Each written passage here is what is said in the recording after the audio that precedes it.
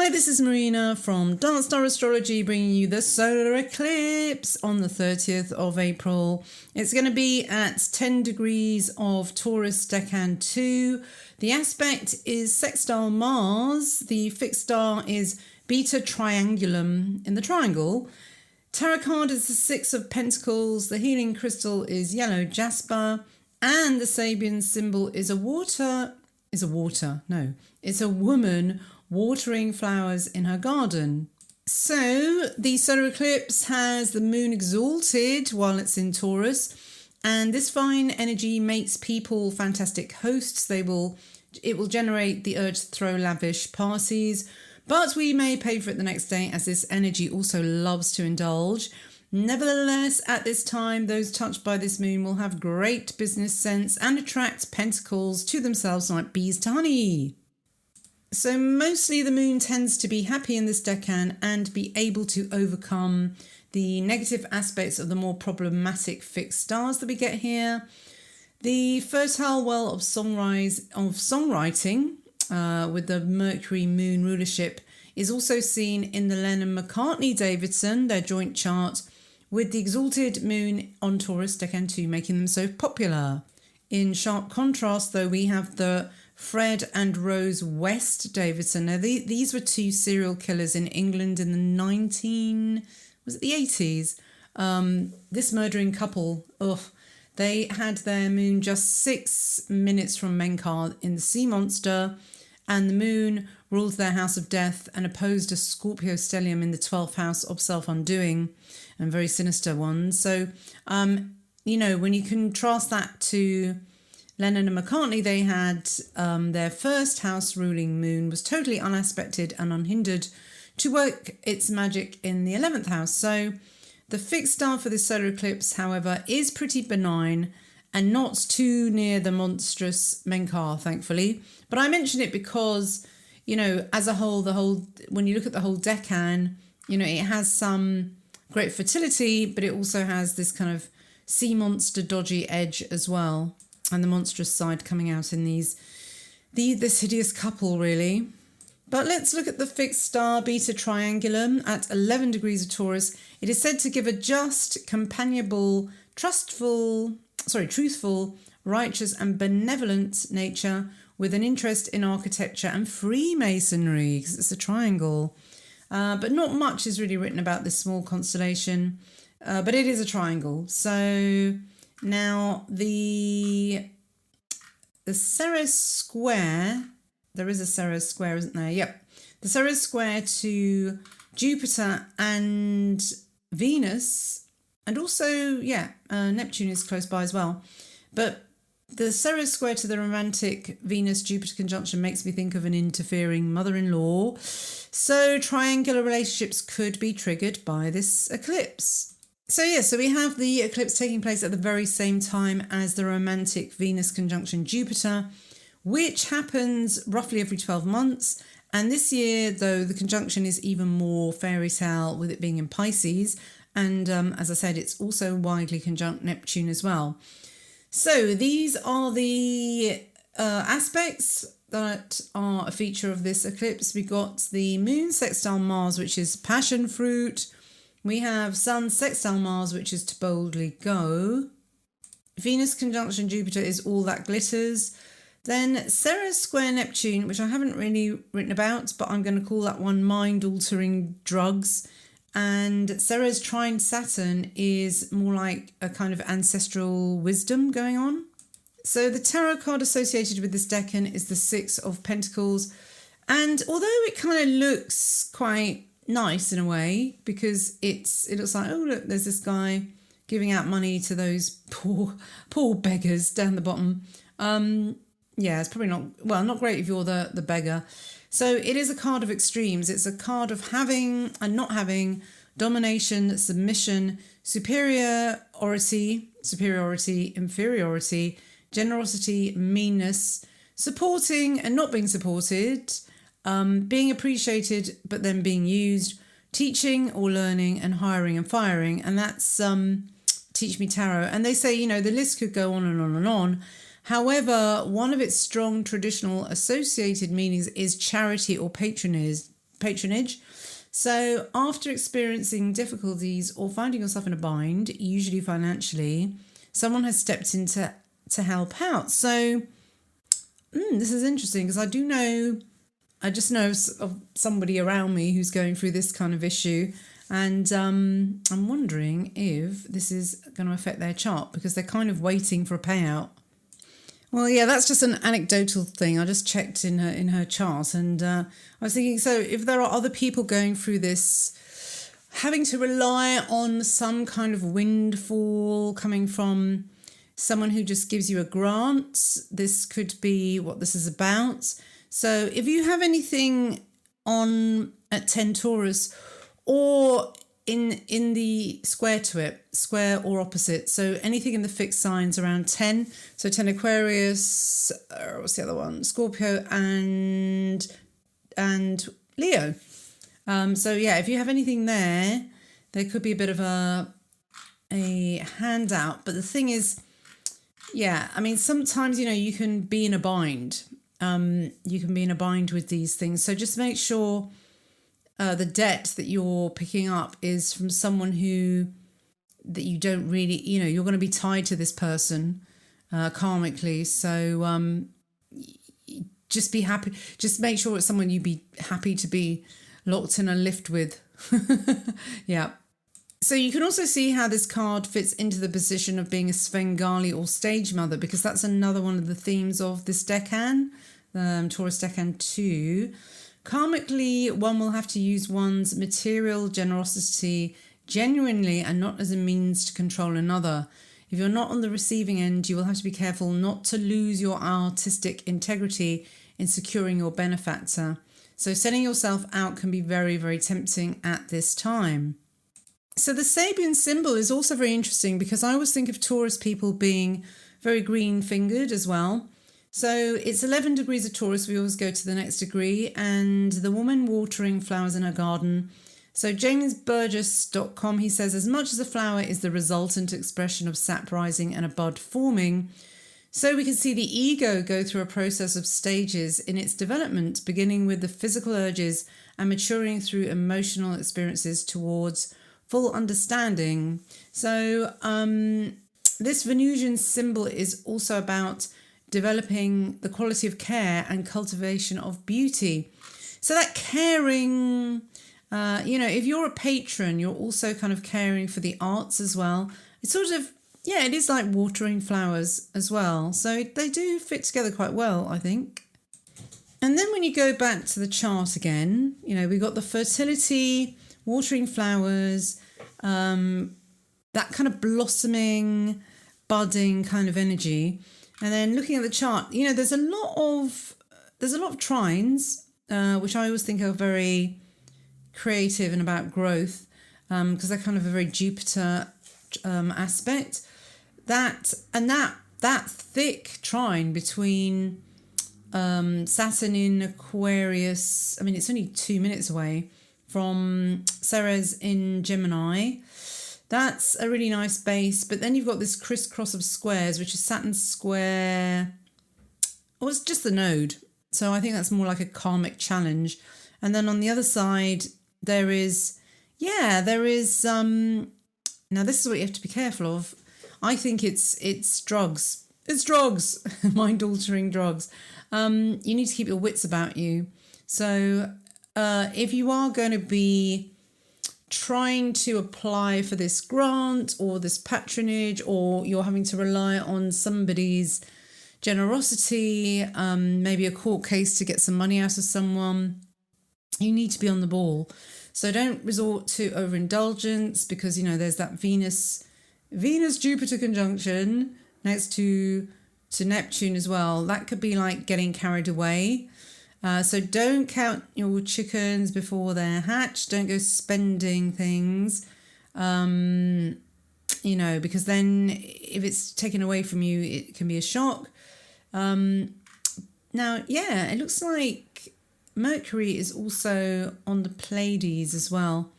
The Pleiades, so, I mean, they're a very sort of romantic, they're a very romantic set of stars as well.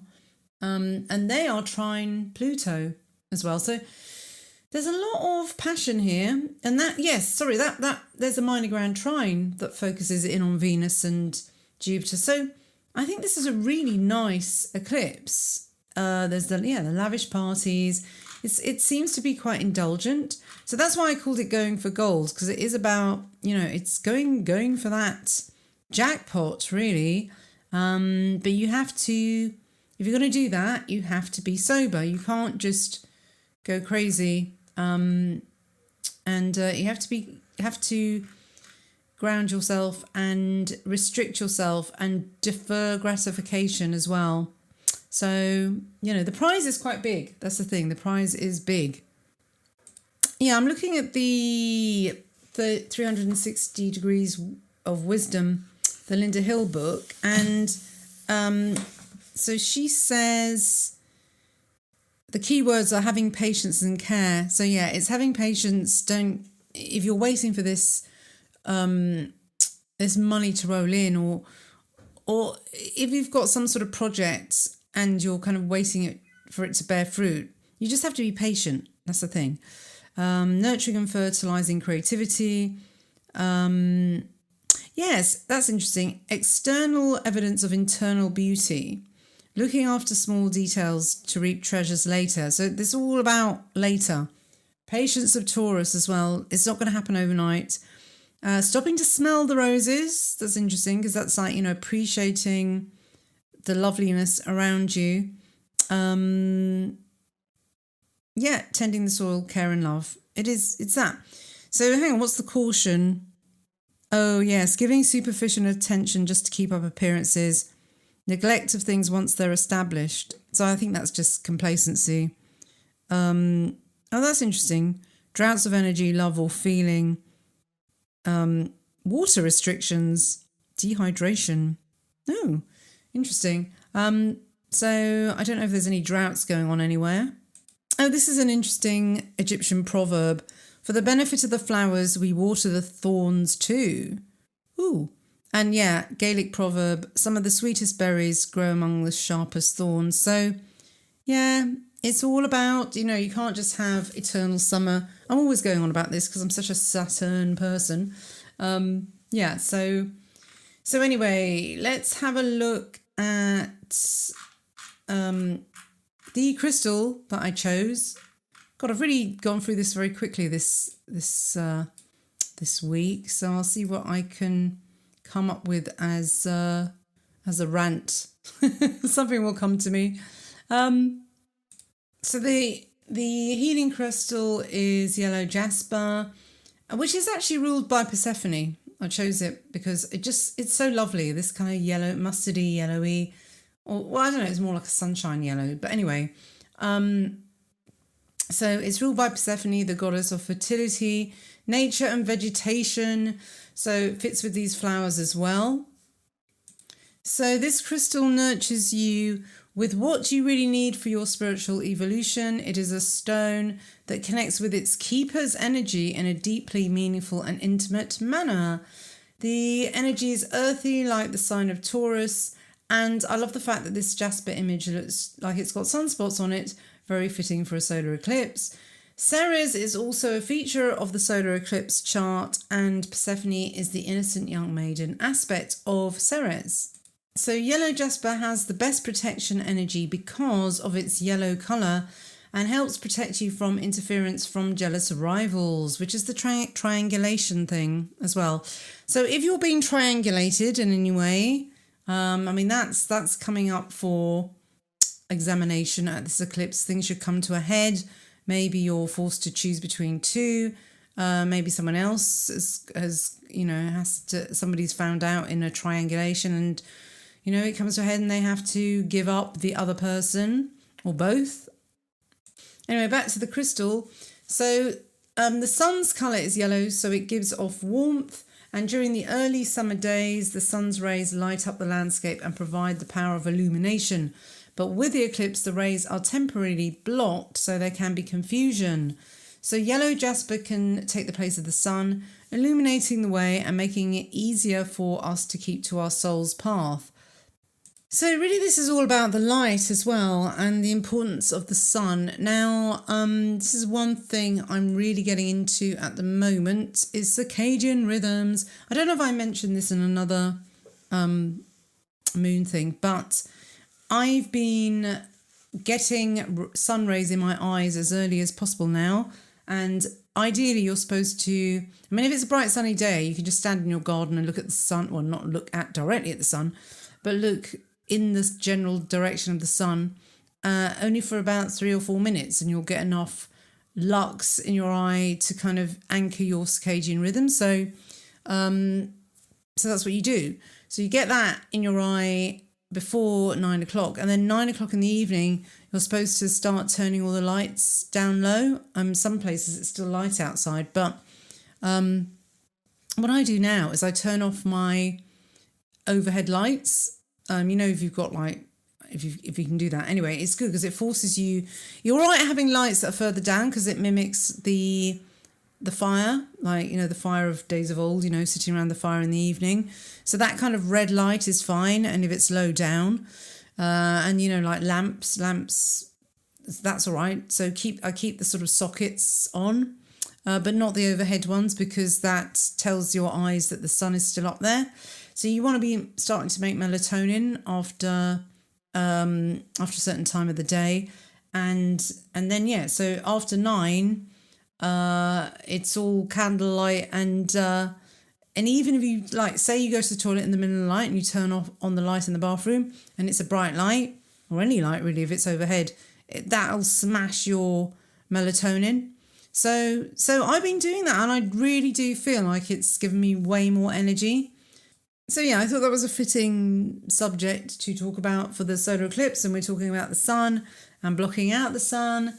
And then also as well, I used to think that, oh my God, in the winter in the northern hemisphere, especially in England, you just don't get much sun, so we're going to be depressed and blah blah blah. But that's always been the case, and so we have cycles. As long as you keep to the cycle of things, as long as you go out a lot in the summer and you get your rhythms, it's you get all a lot of bright sun in your eyes during those months, then it's kind of all right to be more sleepy and have less sunlight and stay in more during the winter, because it's cold and you don't want to go out for bloody long walks early in the morning. So I think if you do it kind of now, I've started to do this kind of early morning walk thing really since the equinox, so it's a fitting time to start it really, and then just do it until it gets really horribly cold, which is usually around kind of October time. So that's my little tip is let me see, who's the guy who wrote about this. There's been a few. It just keeps coming up on my feed now because I watched one person. The first one was Andrew Huberman, and he was talking to Lewis Howells, what does he call? The greatest, is it the greatest podcast? I can't remember what he calls himself now. But anyway, so there's Andrew Huberman, and then there's this Matt Maruka guy who, he's very interesting, but he's selling these orange glasses. I did have a pair. He's selling some ridiculously expensive ones, and I just bought an orange pair off Amazon for about, I don't know, £5 or something. So I don't think, he's got a book called The Light Diet or something, but I don't know whether that's a bit of a gimmick. And he was on the, where is it? The there it is, the Vital Vader podcast. And the title was Why Sunglasses Are Not Healthy, and they were talking about how Joe Dispenza and Sadhguru wear them, and isn't that a bit weird, since it should be all about they should be enlightened beings, so why are they going around wearing sunglasses? Well, I think that too. But then Matt Maruka said, it's because they're so enlightened that they don't need the sun. And I kind of thought, I don't know. I'm not sure about Sadhguru, because he promotes some strange things. And I mean, he said something, he made a good point about astrology though as well, that you should be, if you're so enlightened, you can kind of transcend your chart, which I kind of believe as well. So yeah, the more you are, yeah, it's true. The more awake you are, I guess, the less, because I mean, I know that there are people who are so enlightened that they can, live on nothing. They don't have to eat anything. They don't forget about having organic food or whatever. They can live on nothing, and then they're fine. But I don't think many people are of that caliber, and I don't know if Sadhguru is, to be honest. And I like Joe Dispenza, but again, I don't know. So yeah, so that's my query about gurus thing as well, because they can be that kind of they can get away with it because they're just so enlightened. And then I think, well, if you're so enlightened, you wouldn't still be here. I don't know. Call me a bit of a skeptic. As I don't really, I mean, I've read Joe Dispenza's books, and I think they're good, but I don't really get, I'm not stunned by them, And same with Sadhguru, I listen to him and I think, yeah, it's kind of interesting, but no more so than, I don't know, no more than Lewis Howells or some other guy, some other sort of, all the other people I listen to that I really like, who are kind of quite down to earth. I get more from them than some of these guru types who make out they're so freaking awakened, or enlightened, whatever. I just have my distrust bells go off when it's like, oh, but he's so enlightened, he can transcend. I just think that's such a good excuse for bad behaviour a lot of the time. I'm thinking of, oh God, what was that episode of Portlandia? And they joined this kind of cult. I mean, it just smacks of that type of thing, where the leader's all like, oh. Anyway, yeah, so that's very Jupiter Neptune. Although we've had that conjunction now, but it's still there. And I think the Antichrist is going to be this kind of guru type wonderful figure as well. So just beware of that. So don't trust them. All right then. So I think I'll leave it there. It's 20 minutes. All right. So have a good eclipse. And sorry, this is a little bit late. I've just had a lot of things on. And keep shining.